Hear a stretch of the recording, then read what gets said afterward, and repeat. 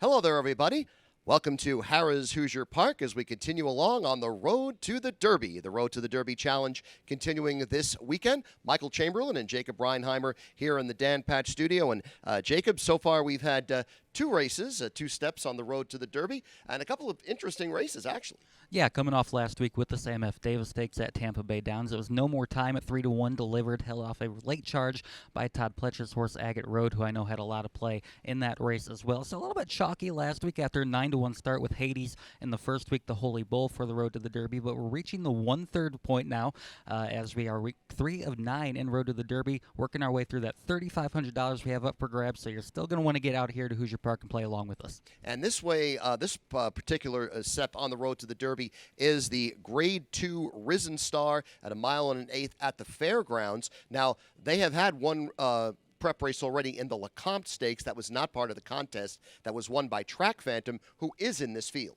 Yeah, getting to that really fun point in the Road to the Derby where we're going to start to separate the men from the boys on the way to the Road to the Derby as we now leave the state of Florida, go to fairgrounds at Louisiana, as you said, working our way towards races like the Louisiana Derby, the Arkansas Derby at Oaklawn, Florida Derby at Gulfstream. So we're starting to get a little bit deeper in this Road to the Derby, and I think we have our deepest field yet here in the Risen Star. And as we take a look at that field in the Risen Star, again, a reminder, they're going 1.125 miles. These Louisiana races were extended by a 1/16 of a mile a few years ago, so that Louisiana Derby will be 1.3 miles, which will equal the distance of the Preakness, and it will give these horses in Louisiana a little bit more experience with longer distances prior to that 1.25 mile Kentucky Derby on May 4th.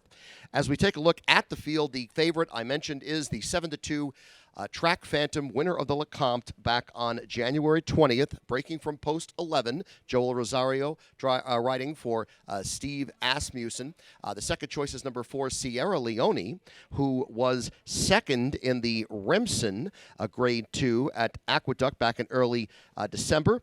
Tyler Gaffalione is going to be in the saddle for trainer Chad Brown, and they're adding blinkers to Sierra Leone. Third choice on the morning line at 5-1 is number 8, Catching Freedom. Luis Saez and Brad Cox teaming up there. This horse was the winner of the Smarty Jones at Oaklawn Park back on New Year's Day. So a field of 12 going postward in the Risen Star at Louisiana. And Jacob, you did pick one of those three favorites. Yeah, opting to go away from the 7-2 favorite in Track Phantom. I went with the second choice on the board, the aforementioned Sierra Leone at 4-1 here for trainer Chad Brown. Picks up Tyler Gaffalione. Gets a different rider this week. With that said, Tyler Gaffalione won this race back in 2019 with the likes of War of Will, who went on to win the Preakness Stakes that year. And I really like this, a $2.3 million son of Gunrunner.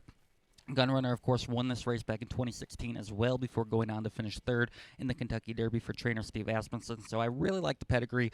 Got a really nice win at the likes of Aqueduct before finishing second in the Remsen to the likes of Dornoch, which is a horse that we think very highly of on the Kentucky Derby Trail. Just missed by a nose, maybe a little bit green in the stretch, got bumped a little bit in the lane. With that said, was still digging in right by the wire to just get nosed out in that race. Adds blinkers, as I said, maybe looking for a little bit more attention in the stretch as well as out of the gate where he's been a little bit sluggish here in his first two starts. So I think there's a lot to like in Sierra Leone here for trainer Chad Brown. Now I'm going to take a little bit of a different tack as far as the Risen Star this week, thinking about it in terms of the contest, because so far we're 0 for 2. Squadouche. So I'm looking to see a horse that could possibly do something at a price. And of the three, there are three horses in here that I think stand out on the speed figures. Your horse, Sierra Leone, the favorite Track Phantom, and the horse I put on top, number 5, Moonlight. Now, one asterisk I will put on this selection, this horse is double entered in a race earlier on the Saturday Fairgrounds card. But I am thinking that they're probably going to try to go here to get the Derby points because Todd Pletcher is the trainer. Florent Geroux is scheduled to ride in this race. It would be John Velasquez in the other race earlier in the card if they go with that. So I am sticking with Moonlight, who is by Audible out of a Tappet mare.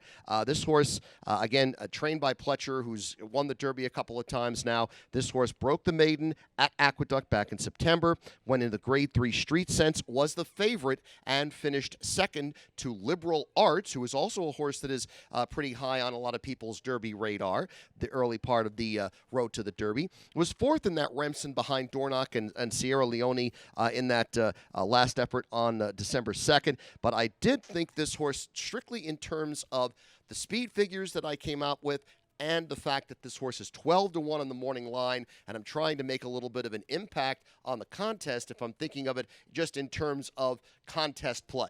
Yeah, and you've seen that with week 1 of the contest where Hades won at 9-1 in the first week, and that kind of mixed things up a little bit on the points, as opposed to last week where we had the 3-1 favorite, and it was a little bit chalky last week. Quite a few people had that win last time out. With that said, my second selection, I'm going to go to trainer Brad Cox, who's won this race 3 of the last 4 years. Clinton last year with Angel of Empire, who ended up being my Derby selection. Didn't quite get the job done, finishing 3rd in the Derby. With that said, I like these connections in this race. For number 8, Catching Freedom at 5-1 on the morning line here.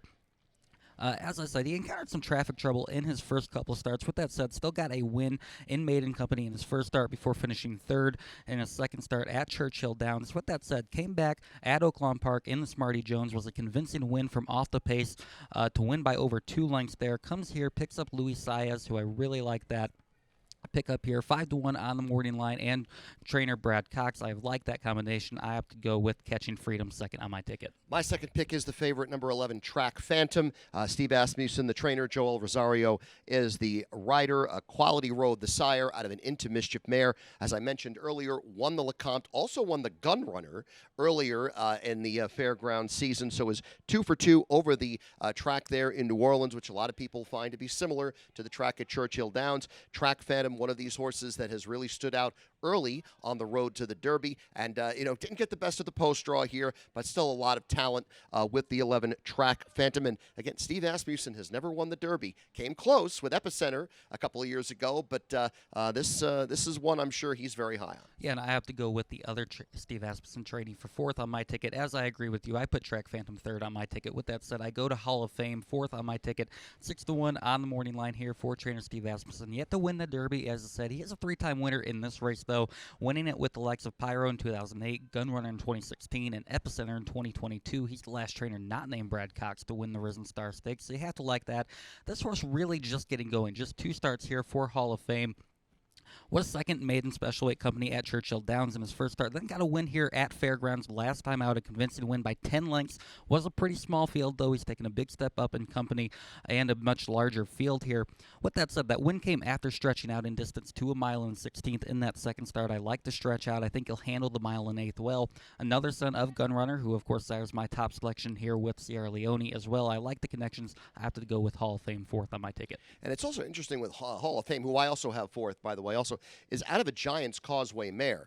And, you think Giants Causeway, you automatically think turf, but let's not forget, Giants Causeway finished 2nd in the Breeders' Cup Classic to Tiznow back in 2000. So Giants Causeway was a great horse, regardless of the surface. So the fact that that horse is present in the lineage, too, is a very good point for Hall of Fame. Absolutely. I think there's a lot to like Hall of Fame, a lot of potential. If he's not quite ready for this race, I think he's one to watch later on as well. Yes, because some of these horses, they don't quite get ready for the Derby, but then you watch them later on in that 3-year-old season, and they really come to the fore, and that could be the case with the 7 Hall of Fame, who was 6-1 on the morning line. So as we take a look at these selections one last time, Jacob has it 4-8, 11-7. I have it 5-11, 4-7. And again, with my top pick being double entered in that race, we'll see if that holds up, but certainly would like to with that 12-1 price tag, because I think Moonlight certainly is one to keep an eye on come Saturday.